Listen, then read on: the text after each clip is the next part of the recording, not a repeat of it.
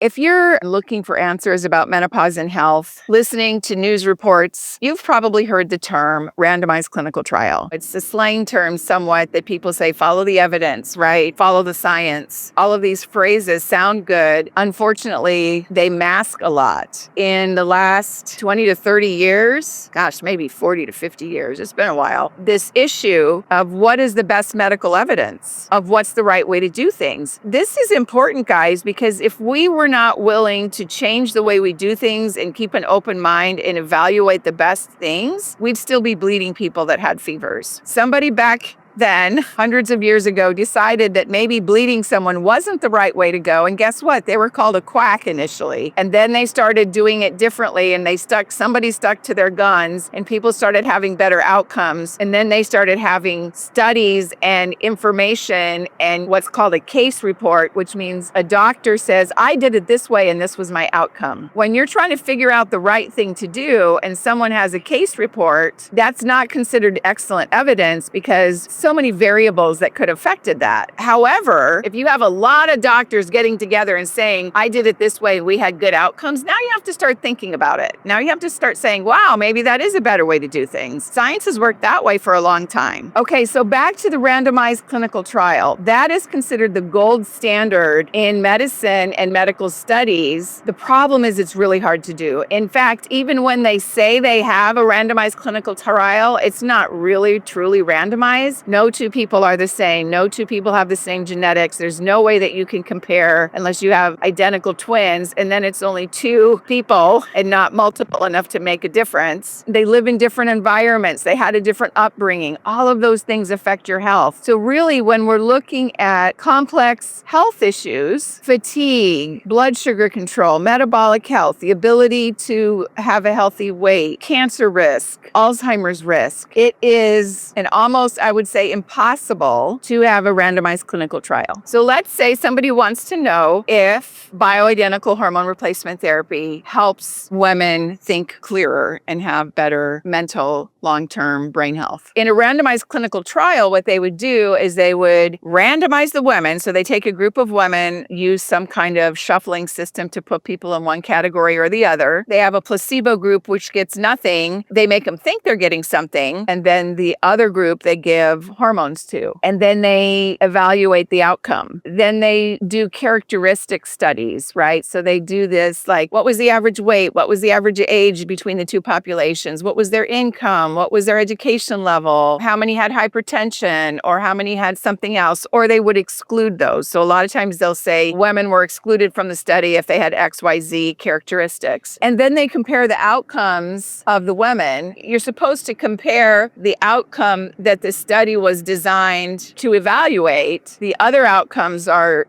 incidental findings. Interestingly, sometimes that's where a lot of the science is accidentally discovered in these incidental findings and studies. But here's the thing. It matters what you eat. It matters how well you slept. So many things affect your health that you cannot change one variable and expect to see a difference. I use this analogy. Let's say you're walking, you have 7 pebbles in your shoe and your foot hurts. So you sit down and you take out 3 pebbles. Is your foot going to feel 50% better or 40% better? No, your foot's still going to hurt. It doesn't matter. You have to get all the pebbles out before your foot starts to feel better. And that's the problem right there with these change one variable to see if it works. You need to change all of them. They all affect your health. Doctors saying, well, I've used this in hundreds, thousands, whatever of patients, and I've had these outcomes that are better. We cannot discount that and say, oh, that's far inferior to a randomized clinical trial, because I think the randomized clinical trials have major flaws. The randomized clinical trial would work really well if you're trying to evaluate if an antibiotic kills a certain bacteria. Then you have a study where you're looking at how much bacteria die in a petri dish, the kill zone. That's how that works. But the human body is intimately interconnected. Changing one variable at a time does not work, and you're not going to get outcomes. In my practice, this comes into play quite a lot when I'm talking to someone about food sensitivities and whether certain foods lead to inflammation that could be contributing to someone's health issues. So, for instance, one of the things that can cause inflammation is gluten. And another thing that can cause inflammation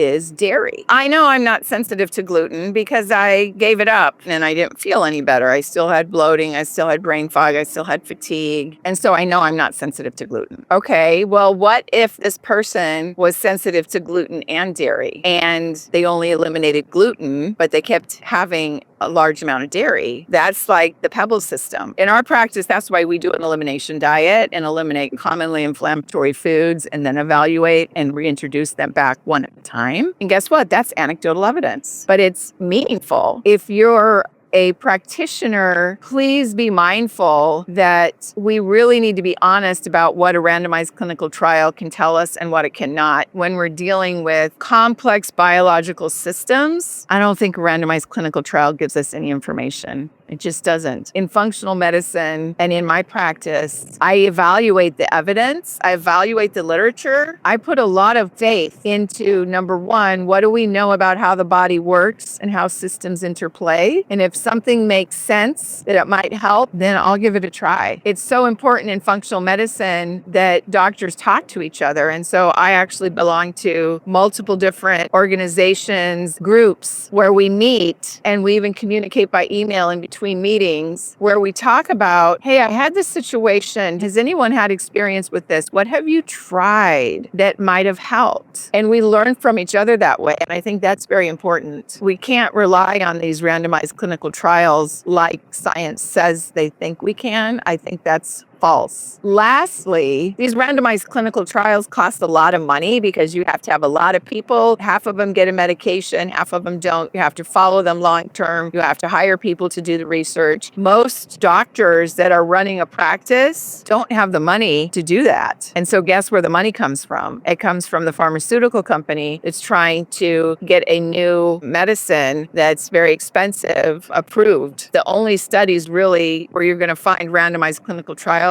are almost always sponsored heavily by the pharmaceutical company that wants this drug to be brought to market. And that is severe bias. I know how difficult it is, and I'm experiencing it personally because I took an oath as a doctor, first do no harm, and I became a doctor because I wanted to help people. That burning desire to help people that really forced me to leave the comfort of my traditional medicine practice. When my kids were in high school getting ready for college, I left that practice and started my own functional medicine practice because I truly believed that this was better medicine and that I could help more people this way. I hope that you are able to find your answers. You can get a lot from the internet. You can get a lot from watching videos like this. It's hard though to evaluate who knows what they're talking about and who's just an expert speaker. Keep up the fight. Keep up the good work. Keep seeking, keep asking questions. If someone tells you they have all the answers, run the other way. There's no such thing as having all the answers. We have to have an open mind always. We have to be willing to challenge the evidence, to ask more questions, to change the way we do things. The science is never settled. I'm Dr. Yvonne Carney. I'm the Hormone Locksmith. My goal is to help you live your best life for the next 20 or 30 years.